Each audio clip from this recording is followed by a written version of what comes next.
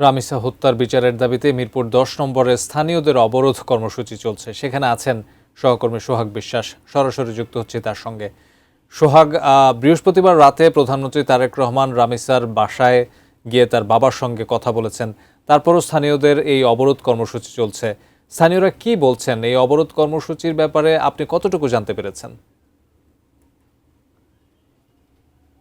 মিরপুরের ১০ নম্বর গোল চত্বরের চিত্রটা কিন্তু একেবারেই ভিন্ন। বিকেল ৪টা থেকে এখানে শিক্ষার্থী সহ নানা শ্রেণী পেশার মানুষ জড়ো হয়েছেন। তাদের একটাই দাবি, সেটা হচ্ছে ধর্ষক এবং হত্যাকারীর বিচার। শুধু রামিসা হত্যাকাণ্ড নয়, এই সাম্প্রতিক সময়ে বা অতীতেও যেসব ধর্ষণের মতো ঘটনা ঘটেছে, যেসব হত্যাকাণ্ডের মতো ঘটনা ঘটেছে, সেই সকল হত্যাকাণ্ডের বিচারের দাবিতেই কিন্তু আজকে তারা এখানে জড়ো হয়েছে। তাদের একটাই কথা, ন্যায় বিচার চাইছেন, তারা ইনসাফ চাইছেন। তাদের আজকের যে দাবি, সেই দাবির প্রেক্ষিতে তারা বিকেল ৪টা থেকে এখানে জড়ো হয়েছেন এবং এই যে সড়ক অবরোধ তাদের সেটি চলছে। মিরপুর গোল চত্বরের এই সড়ক অবরোধের কারণে চারপাশের যে সড়ক সেটি বন্ধ হয়ে গেছে এবং একই সাথে এখানকার যারা শিক্ষার্থীরা তারা একটাই দাবি করছেন, সেটি হচ্ছে দ্রুত সময়ের মধ্যে রামিসার হত্যাকারীকে তাকে তার বিচার নিশ্চিত করতে হবে। কিছুক্ষণ আগে প্রধানমন্ত্রী তারেক রহমান তিনিও রামিসার বাসায় গিয়েছিলেন। সেখানে তিনি বিচারের আশ্বাস দিয়েছেন এবং বলেছেন যত দ্রুত সম্ভব রামিসার হত্যাকারীকে বিচারের আওতায় আনা হবে। আপনি জানেন যে মিরপুরের পল্লবীতে শিশু রামিসা হত্যাকাণ্ডের পর গোটা দেশই কিন্তু ফুঁসে উঠেছে।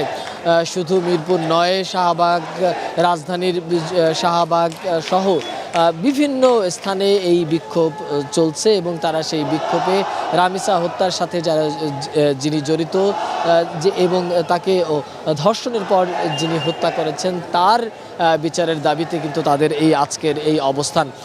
শুধু এটি তাদের যে আজকের যে দাবি, সেই দাবিতে তারা সবথেকে প্রধান যে বিষয়টি উঠে এসেছে সেটি তারা মোটাদাগে বলার চেষ্টা করছেন যে শুধু রামিসার হত্যাকাণ্ড নয়, সাম্প্রতিক সময়ে বা এর আগেও একের পর এক ধর্ষণের ঘটনা ঘটে যাচ্ছে। পাহাড়ি ধর্ষণ, চট্টগ্রামের ধর্ষণ সহ বিভিন্ন যে ধর্ষণগুলো ঘটছে, সেই ধর্ষণের বিচার অবিলম্বে তারা দাবি করছেন এবং একই সাথে তারা বলছেন যে নারীর যে নিরাপত্তা, সেই নিরাপত্তা নিশ্চিত করা এবং শিশুদের যে নিরাপত্তা, সেই নিরাপত্তা নিশ্চিত করা এবং এমন দৃষ্টান্তমূলক শাস্তির ব্যবস্থা করা যাতে করে ভবিষ্যতে এমন ঘটনা ঘটাবার আগে অপরাধীরা বারবার ভয় পায় এবং আঁতকে ওঠে, সেই ধরনের বিচার নিশ্চিত করার দাবি এখান থেকে তোলা হয়েছে।